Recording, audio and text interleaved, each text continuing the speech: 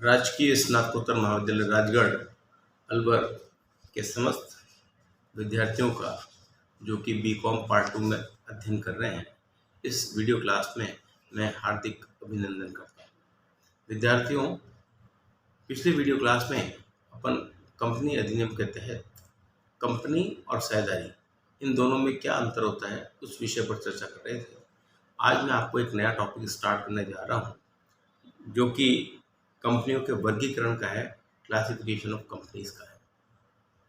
वैसे तो कंपनी कई प्रकार की होती हैं और कंपनी के हम देखते हैं कि जितने भी प्रारूप हैं उनको विभिन्न भागों में बांटकर अध्ययन किया जा सकता है, किंतु इस चैप्टर में मैं आपको केवल कुछ विशेष कंपनी के बारे में ही बताने वाला हूं जो कि आमतौर पर एग्जामिनेशन पॉइंट ऑफ व्यू से भी इम्पोर्टेंट है और वैसे भी अध्ययन के दृष्टिकोण से भी जिनको हमें समझना चाहिए।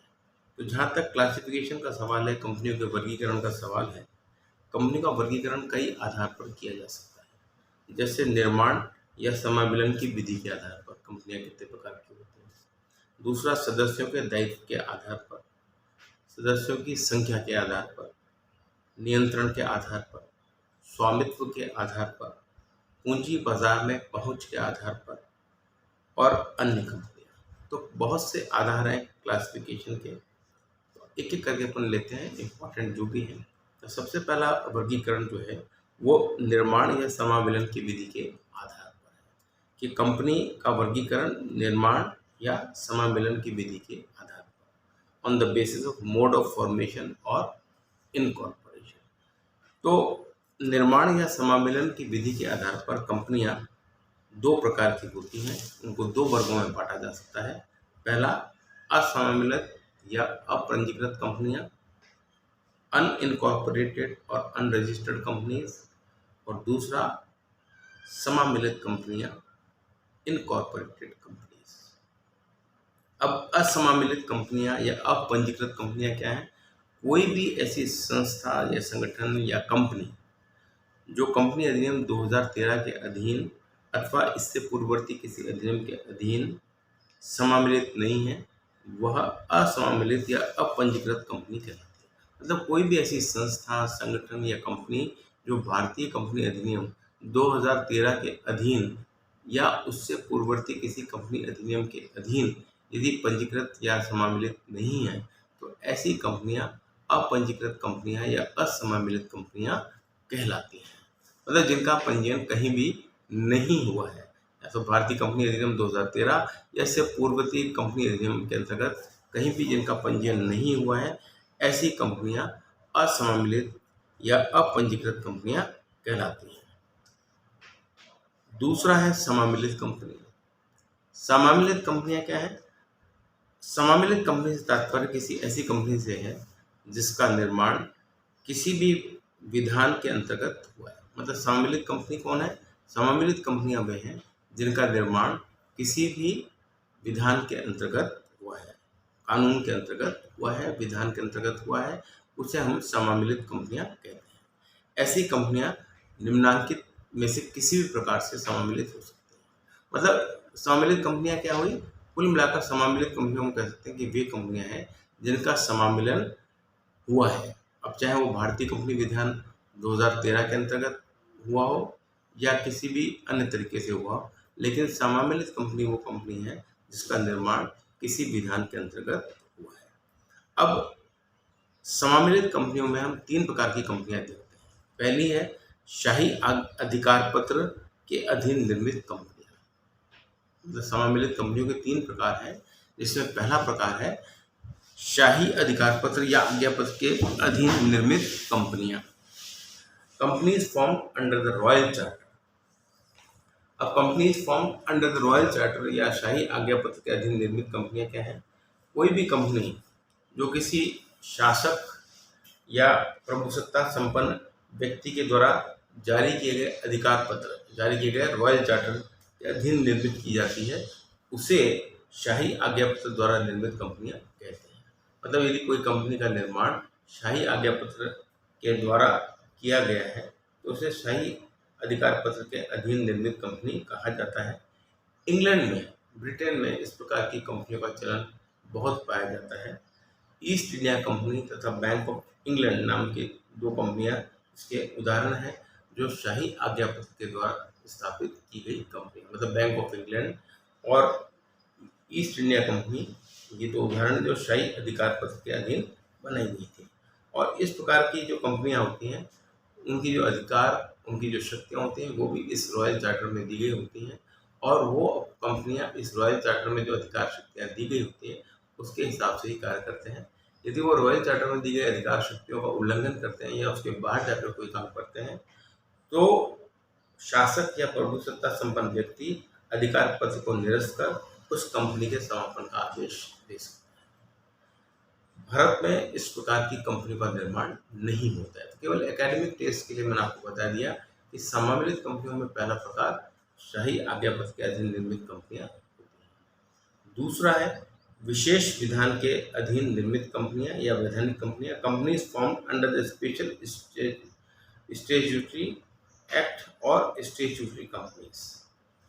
विशेष विधान का मतलब ये है कि जो कंपनियां संसद अथवा किसी भी अन्य राज्य की विधानसभा द्वारा बनाए गए किसी भी विशेष विधान, कंपनी विधान के अतिरिक्त, मतलब कंपनी विधान के अतिरिक्त यदि आप किसी भी संसद के अथवा किसी भी राज्य के विधानसभा द्वारा बनाए गए किसी भी विशेष विधान के अधीन कोई कंपनी निर्मित होती है, तो उन्हें हम वैधानिक कंपनियां कहते हैं। मतलब कंपनी अधिनियम के अतिरिक्त यदि किसी प्रकार से कंपनी का निर्माण किया जाता है, चाहे वो संसद के विशेष अधिनियम के द्वारा किया जाए या राज्यों की विधानसभाओं के विशेष अधिनियम के तहत किया जाए, तो उसे हम वैधानिक कंपनियों के नाम से जानते हैं। उदाहरण के तौर पर भारतीय रिजर्व बैंक ऑफ इंडिया जो है, भारतीय जीवन बीमा निगम, राज्य पथ परिवहन निगम आदि वैधानिक कंपनियों के उदाहरण। तो ये वैधानिक कंपनी के उदाहरण है जिनको कि संसद के विशेष अधिनियम अथवा स्टेट गवर्नमेंट के विधानसभाओं के द्वारा बनाए गए विशेष विधान के अधीन जिनको बनाया गया है। वैधानिक कंपनियों का निर्माण सामान्यतः सार्वजनिक क्षेत्र के उपक्रमों के संचालन हेतु अथवा जन सामान्य के उपयोगी सेवाओं, पब्लिक यूटिलिटी जैसे जल, विद्युत, परिवहन आदि के संचालन हेतु किया जाता है। मतलब जो वैधानिक कंपनियां हैं, इनका निर्माण आमतौर पर सार्वजनिक क्षेत्र के उपक्रमों के लिए, पब्लिक सेक्टर की जो एंटरप्राइजेज हैं उनके लिए, या जन उपयोग की सेवाएं जो है, पब्लिक यूटिलिटीज हैं, जैसे जल, विद्युत, परिवहन आदि के संचालन हेतु किया जाता है। और वैधानिक कंपनियां जो होती हैं, उनकी प्रकृति एवं शक्तियों का निर्धारण उनसे संबंधित विधान के अधीन ही किया जाता है।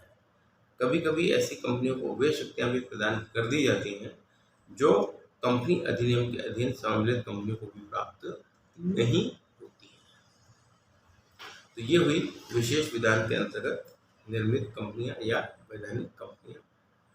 तीसरा है कंपनी अधिनियम के अधीन सम्मिलित कंपनियां, companies incorporated under the companies act. तो देखा जाए तो वास्तव में कंपनी की परिभाषा के हिसाब से कंपनियां वही होती हैं जो भारतीय कंपनी विधान के अंतर्गत निर्मित होती हैं। कंपनी अधिनियम के अधीन सम्मिलित कंपनियों का कानूनी अर्थ क्या है? कानूनी रूप से तात्पर्य उस कंपनी से है जो कंपनी अधिनियम 2013 अथवा पूर्ववर्ती किसी भी कंपनी विधान के अंतर्गत सम्मिलित है। मतलब कंपनी अधिनियम के अंतर्गत सम्मिलित कंपनियां कौन सी होती हैं? कानूनी अर्थ में हम कह सकते हैं कि कंपनी से तात्पर्य उस कंपनी से है जो कंपनी अधिनियम 2013 अथवा पूर्ववर्ती किसी भी कंपनी अधिनियम के अधीन सम्मिलित होती है। ऐसी कंपनी तब अस्तित्व में आती है जबकि कंपनी अधिनियम के अधीन निर्धारित प्रक्रिया का पालन कर लिया जाता है तथा कंपनी के रजिस्ट्रार के द्वारा कंपनी के सम्मिलन का प्रमाण पत्र जारी कर दिया जाता है। ऐसी कंपनी कंपनी अधिनियम के प्रावधानों तथा इस अधिनियम के अधीन अधिसूचित नियमों विनियमों के द्वारा अधिशासित की जाती है। ऐसी कंपनी का उन सभी क्रियाओं को कर सकती है जो उसके सीमा नियम के क्षेत्र में सम्मिलित होते हैं। तो देखा जाए तो समावेलन के आधार पर कंपनियां तीन प्रकार की हुई। पहला शाही अधिकार पत्र के अधीन निर्मित कंपनियां, दूसरा विशेष विधान के अधीन निर्मित कंपनियां या वैधानिक कंपनियां, और तीसरा मैंने आपको बताया कि कंपनी अधिनियम के अधीन सम्मिलित कंपनियां। अब कंपनी अधिनियम के अधीन सम्मिलित जो कंपनियां हैं, वास्तव में यही कंपनियां होती हैं जिनका निर्माण तथा सम्मिलन का भारतीय कंपनी अधिनियम 2013 अथवा इसके पूर्ववर्ती किसी कंपनी अधिनियम के अंतर्गत हुआ हो। ऐसी कंपनी तभी अस्तित्व में आती है जबकि कंपनी विधानमंडल के हिसाब से सभी वैधानिक प्रक्रियाओं को या निर्धारित प्रक्रियाओं को पालन कर लिया जाता है तथा कंपनी रजिस्ट्रार द्वारा कंपनी के समावेशन का प्रमाण पत्र जारी कर दिया जाता है। Certificate of incorporation of company जब रजिस्ट्रार के द्वारा इशू कर दिया जाता है तो इस प्रकार की कंपनी का अस्तित्व जन्म होता है। तो ये कंपनियां मैंने आपको जो बताई, ये मैंने आपको बताई निर्माण या समावेशन की विधि के आधार पर। अब और भी कई प्रकार की कंपनियां हैं, इसको अपन आगे दूसरी क्लास में पढ़ेंगे। आज अपन इसको यहीं पर समाप्त कर देते हैं। अगली वीडियो क्लास में कंपनी के जो प्रकार हैं, जो रिमेनिंग रह गए हैं, उनका भी अपन धीरे धीरे अध्ययन करेंगे। धन्यवाद।